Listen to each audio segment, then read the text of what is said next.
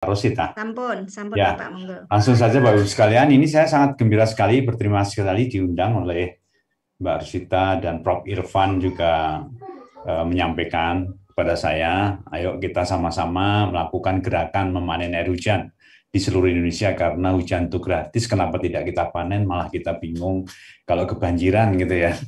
Ya luar biasa. Air hujan, air kehidupan yang dilupakan, ya dilupakan bukan dilaupakan. Yang sejernih ini dilupakan ya.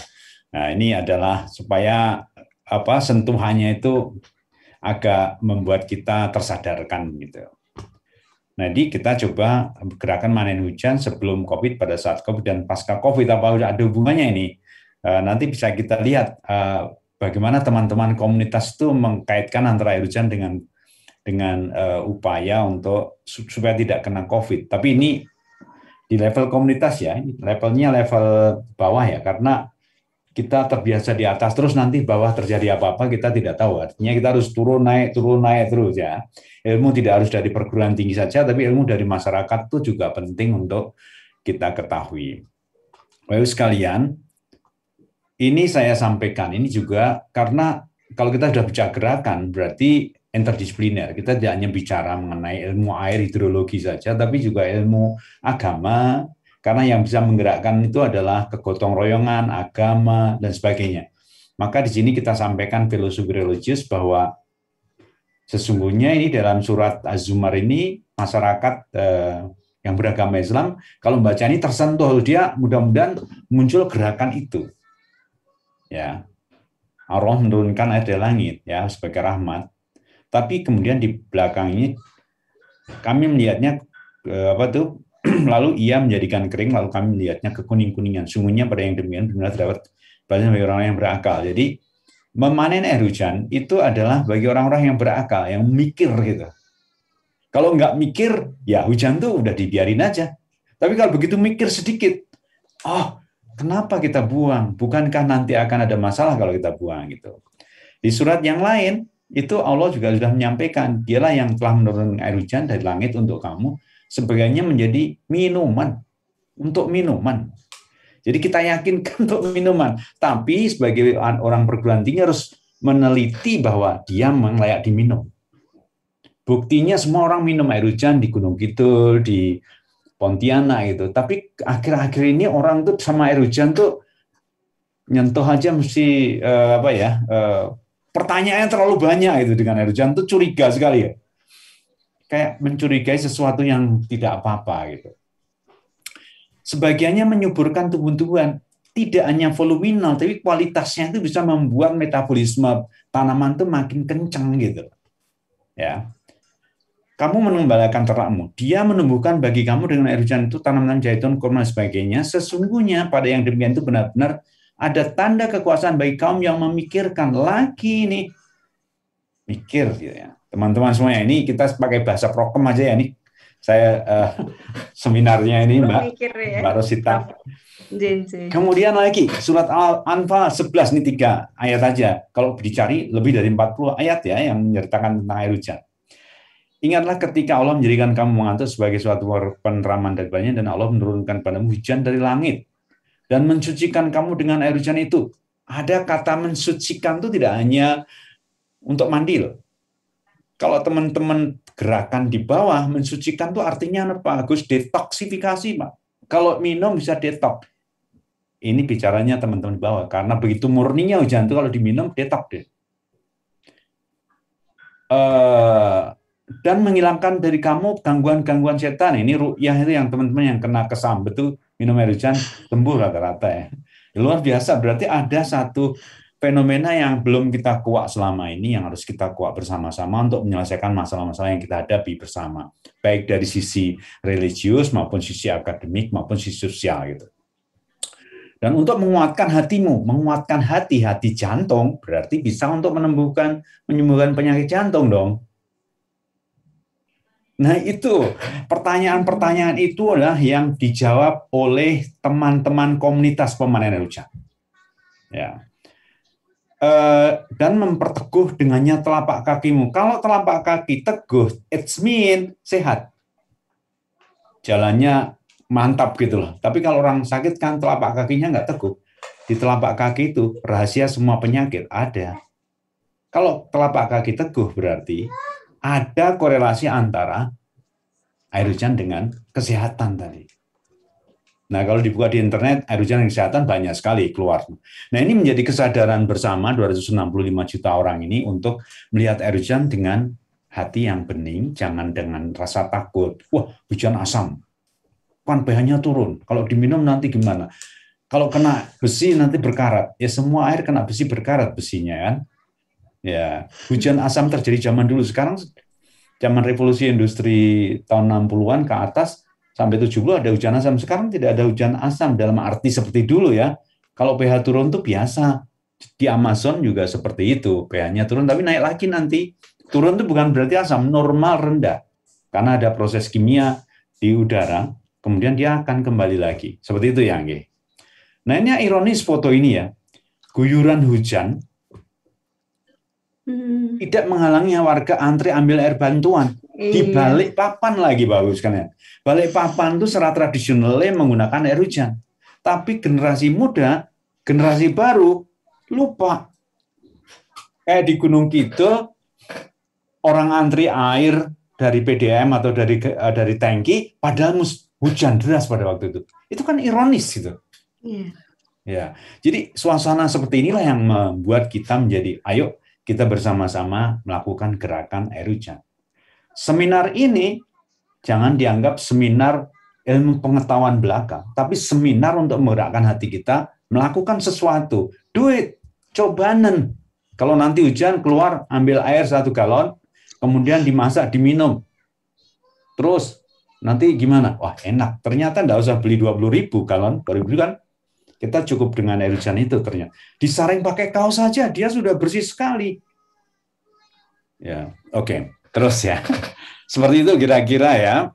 Air hujan dilupakan, air hujan dilupakan, air hujan dilupakan. Air hujan dibuang, air hujan dibuang, air hujan dibuang. Air hujan dibuang, air hujan dibuang. Banjir, banjir, banjir. Kekeringan, cari air. Kekeringan lagi, bingung. Mompa air. Kemarin musim hujan tidak memanen, sekarang memompa dari dalam tanah. Nggak adil dengan lingkungan kita. Nah ini yang menjadi problem. Ini Pak Atma nanti bisa meneliti ya. Saya tuh kok kebakaran hutan terjadi. Apakah hutan itu tidak jadi memanen hujan lagi ya sekarang ya? Jadi harus ada ilmu sumber daya air di kawasan hutan. Yang bagaimana lemas tanahnya supaya nanti pada kemarau tidak ini. Apa yang perlu ditambahkan, tanaman apa, sehingga mereka tidak kebakaran. Nah, itu. Baik sekalian, hujan untuk Indonesia maju. Bencana. Kalau kita pandai memanen hujan, mengelola hujan, banjir berkurang. Ya enggak? Ya kan? Kalau kita pandai memanen hujan, banjir mesti berkurang. Kekeringan jelas tidak ada lagi. Kalau kita panen 6 bulan kita panen masukkan ke sumur kita penuh dengan air, musim kemarau ada airnya semuanya. Kesehatan. Kalau air selalu ada, kesehatan langsung naik. Obat tadi, komunitas tadi sebagai obat. Pertanian, kalau kita pandai mengelola hujan, pertanian bagus, pupuk bagus, perikanan bagus. Nah, ini yang sebetulnya yang saya maksudkan, bagaimana air hujan itu menjadi bagian yang sangat penting. Mengisi air tanah, menjaga lingkungan subur, sumber air bersih, sumber air minum, budaya mengerti air hujan untuk keagamaan, semua agama butuh air. Kenapa tidak kita pikirkan? Orang Islam 5 kali wudhu, tapi manen air hujan untuk wudhu. Dan air hujan itu adalah air yang paling nomor 1 di dalam berwudhu. Harusnya, kalau ada air hujan, wudhu pakai air hujan dulu. Kalau nggak ada air hujan, air sumur baru. Nah ini takut, wudhu air hujan aja takut gimana mau memperhatikan air hujan. Ini adalah hal-hal yang menggelitik kita. Bapak Ibu sekalian, kalau kita lihat, ancaman kekeringan itu sudah merata di kita itu. Di BNPB ya datanya. Peta indeks ancaman bencana kekeringan di Indonesia. Bahwa di daerah-daerah ini kemungkinan ada kekeringan muncul. Artinya bahwa tidak sufisien, airnya tidak cukup. Harus ada dropping, harus ada bantuan, nyedot, dan sebagainya ya. Tingkat ketersediaan air untuk tanaman juga sudah mulai di daerah Jawa dan Lampung ini sudah mulai sangat rendah ya, 20% di sini. Ya. Padahal potensinya luar biasa, 2.000 sampai 4.000 mm per tahun. Artinya kita diberi Tuhan itu air 3 meteran. 3 meter air itu dibagi-bagi dalam 1 tahun ya, hujannya kan kira-kira 150 hari hujan itu rata-rata ya, jadi itu bagus lah gitu. Nah, hujannya seperti ini peta hujan, tapi kekeringan seperti itu. Jadi ada antagonis antara peta kekeringan. Nah, ini adalah kalau kita mau berpikirlah bagaimana mengelola hujan itu dengan sebaik-baiknya. Dan ini bukan hanya tugasnya dari teman-teman PU, tapi tugas kita semuanya. Setiap orang berhak dan wajib mengelola rahmat, yaitu air hujan itu. Ya, Bapak Ibu sekalian. Nah itu sekarang saya pengen Balikpapan ya. Apakah kota Balikpapan itu kalau memanen air hujan cukup ya kira-kira untuk setahun gitu ya? Kenapa Balikpapan ini kan calon dekat dari ibu kota negara Republik Indonesia yang mungkin sekarang sudah karena pandemi COVID tidak bicarakan lagi, tapi ini calonnya di dekat situ ya. Kalau ini atapnya saya lihat, atapnya saya ukur kemudian saya ambil ya Bapak Ibu sekalian, maka Balikpapan itu potensi hujan di kota Balikpapan 11,7%. Ya, kebutuhan air hujan sama dengan 22 juta meter kubik per tahun. Hanya 17,7% volume air hujan. Itu berdasarkan tutupan atapnya. Jadi tidak semua air hujan jatuh di Balikpapan. Kalau atapnya teman-teman di Balikpapan atau dimanapun, itu kita kumpulkan air hujannya, kita turun di situ, kemudian kita tampung, 11,7% sudah bisa memenuhi kebutuhan air minum. Kebutuhan air, bukan air minum, kebutuhan air masyarakat. Luar biasa. Saya tahun 90 meneliti tentang hujan di Gunung Kidul, itu cukup tahun 90 ya. Air hujan di Gunung Kidul itu cukup untuk memenuhi kebutuhannya. Kalau Jakarta gimana? Cukup juga ya untuk memenuhi kebutuhan air Jakarta. Jadi orang Jakarta kalau mau program panen hujan, setiap rumah itu panen hujan. Karena kan kotor airnya, udaranya Pak. Ya nanti disaring. Kalau nggak yakin diperiksakan di PTAH. Gitu ya. Itu kalau itu yang dilakukan saya kira akan bagus ya. Ini udah. Sekarang mana lagi kira-kira daerah mana ya Pak? Jakarta. Potensi hujan Jakarta 52%. Ini kebutuhan air penduduk Jakarta 547,5 juta meter kubik per tahun sama dengan 52,2% volume air hujannya. Luar biasa, 15 juta orang bisa dihidupi dengan air hujan. Tentu saja ini luas atap juga 50%. Luasan Jakarta atapnya itu 50%. Ya, kira-kira saya ini roughness saja, kasar aja. Maka 55,2% air hujan kalau ditampung semua bisa menghidupi teman-teman Jakarta. Baik, oke. Teman-teman sekalian, ini otokritik untuk yang beragama Islam. Kalau nanti ada kemarau panjang, ini terjadi tahun 2016-14. Kemarau panjang kita biasanya sholat istiqoh, ya, minta hujan. Nah, jangan terlalu yakinlah minta hujan itu, sampai berdoa benar-benar minta hujan, diberi tenang sama Allah, beri. Tapi 2016 hujan terus, karena El Nino La Nina, hujan terus, akhirnya banjir kan. Jadi jangan sampai meminta hujan tanpa kita punya kapasitas untuk mengelola hujan itu. So, berarti kita harus meningkatkan kapasitas kita mengelola hujan. Setiap individu upayakan punya pemanen air hujan. Masukkan di sumur, ya, atau sumur resapan. Tangkinya ada untuk kita sendiri, sehingga kita tidak tergantung pada air kemasan. Boleh beri air kemasan, tapi air hujan juga dipakai. Misalnya seperti itu. Air sumur ada. Kalau kita masukkan air hujan kita ke sumur, kita sudah bersedekah kepada tetangga kita. Ya, tetangga-tetangga saya, ya alhamdulillah, sumurnya tidak pernah habis karena saya masuki air hujan di tempat saya. Misalnya seperti itu loh ya. Jadi kita ya amal jariah saja, buat air hujan masukkan ke sumur, bismillah amal jariah. Udah, selamanya dihitung. Komputer laptop kita di akhirat tuh udah ngitung terus. Insya Allah gitu ya. Jadi kita mau harus kayak gitu. Nah, bagaimana kok saya getol sekali menyampaikan itu? Coba lihat, apakah kualitas air hujan itu benar-benar seperti yang saya dorong-dorong itu, Bapak sekalian? Yes, kualitas air hujan. Yuk kita lihat. Ini kualitas hasil pengujian di Yogyakarta, parameter fisika, bau, zat, kekeruan, rasa, suhu, warna. Bau tidak berbau. Air hujan nggak berbau. Kalau ada air hujan yang berbau, sampaikan ke saya di mana aja. Saya pengen tahu ada air hujan bau gitu. Nggak ada orang hujan terus, wah bau sekali, mesti lain masalahnya ya. Zat padat terlarut TDS-nya itu cuma 15 ya. Peraturan Menkes sampai 500 masih bisa diminum. Ini cuma 15, berarti murni sekali, TDS-nya kecil sekali. Total dissolved sediment, ya, berarti material-material yang tersolve di situ itu cuma 15. Berkali-kali 15-nya, kekeruannya cuma 2, sangat bening dibandingkan air yang misalnya dari di PDAM misalnya, PDAM manapun ya, saya tidak ngomong ya. Itu bening, ini kayak kayak air kemasan, lebih bening daripada air kemasan. Air kemasan itu TDS-nya 300, 500, 400 ya. Rasa tidak berasa. Kalau ada air hujan yang rasanya ada manis-manisnya, bilang sama saya. Nggak ada air rasa itu kan ya. Warna tidak berwarna. Ya gitu ya. Nah itu fisikanya pun sudah masuk semuanya, sifat fisiknya. Kalau kita kehujanan pun juga nggak apa-apa. Ada yang masuk angin yang pilek ya. Kalau kena hujan ya terus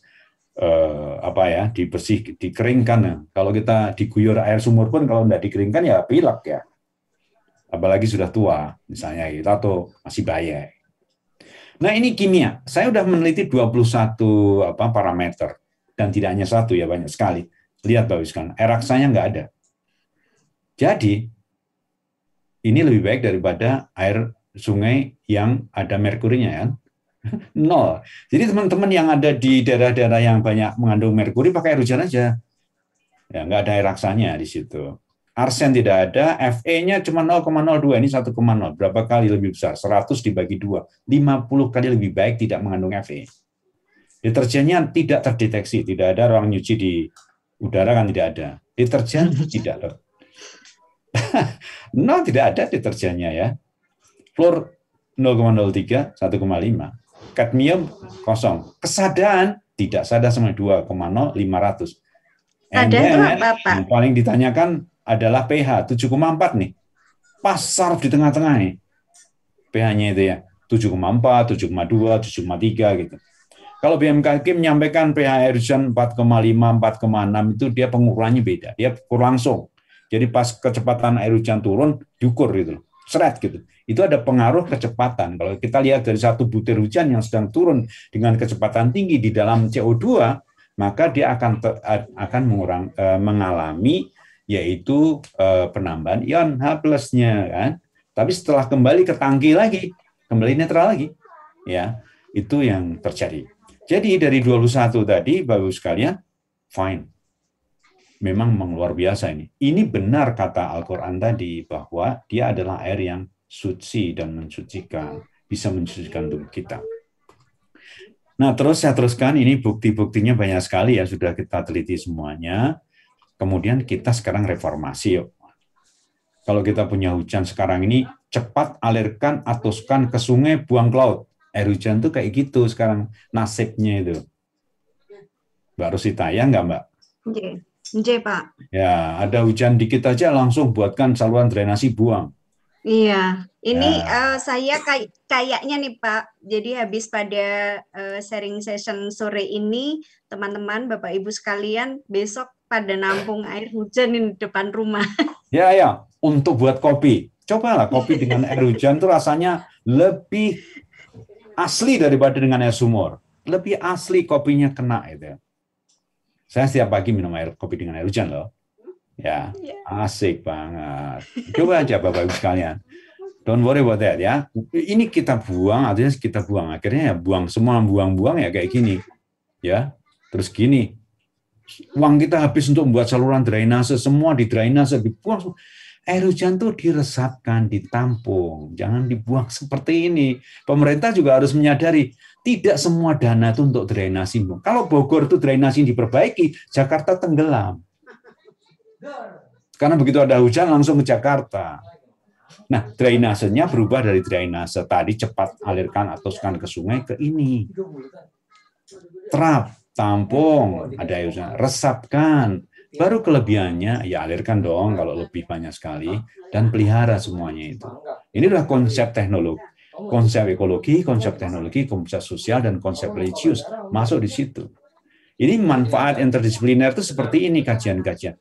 Jadi selama kajian itu masih monodisiplin itu berbahaya bagi umat manusia.